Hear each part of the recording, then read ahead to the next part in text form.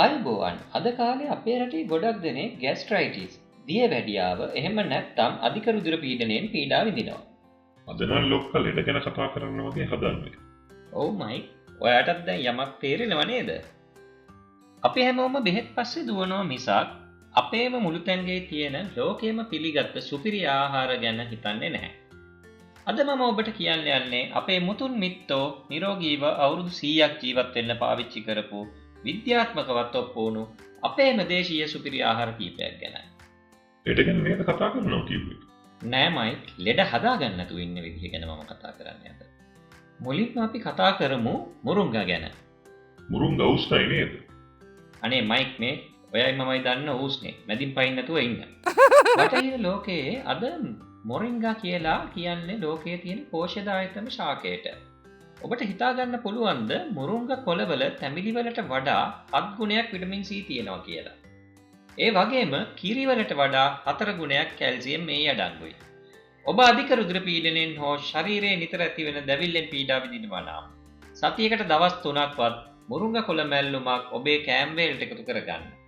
ඒක ඔබේ ප්‍රතිශක්තිකරණය පුදුම සහගත විදියට ඉහළ නංවනවා. ඊළඟ වැදගත්ම ආහාරය තමයි කුරක්කා. අපේ පැරැන්නෝ හේන් ගොවිතැන් කරන්න අවශ්‍ය ශක්තිය ලබා ගත්තේ කුරක්කන් වලින්. අද කාලේ අපේ රටේ දියවැඩියා රෝගීන් වැඩි. ඒකට ප්‍රධානම හේතුව අපි වැඩිපුර සුදුබත් සහ පාන් පිටි ආහාරයට ගැනීමයි. කුරක්කන් වල තියෙන කෙඳි නිසා රුධිරයේ සීනි මට්ටම එකපාරට ඉහළ යන්නේ නැහැ.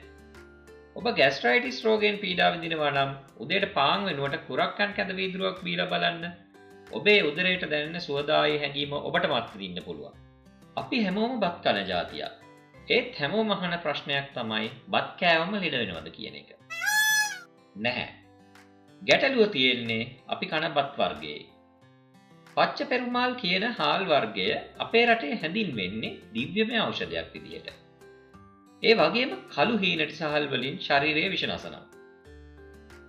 මේ සහල් වල තියෙන විශේෂත්වය තමයි එහි අඩංගු අධික ප්‍රතිඔක්සිකාරක ගුණය.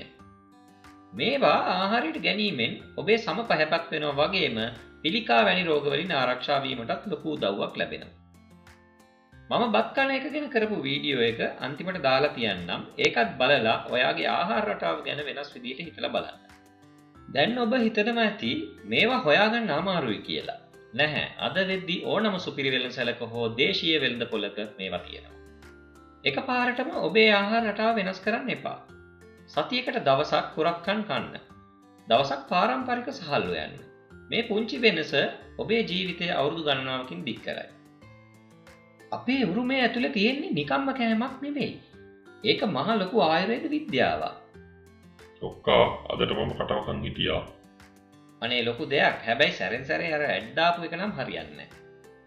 ඉතින් ඔබ මේ ආහාර වර්ග වලින් පාවිච්චි කරන්නේ මොනවද කියලා මට පහලින් කමෙන්ට් කරන්න.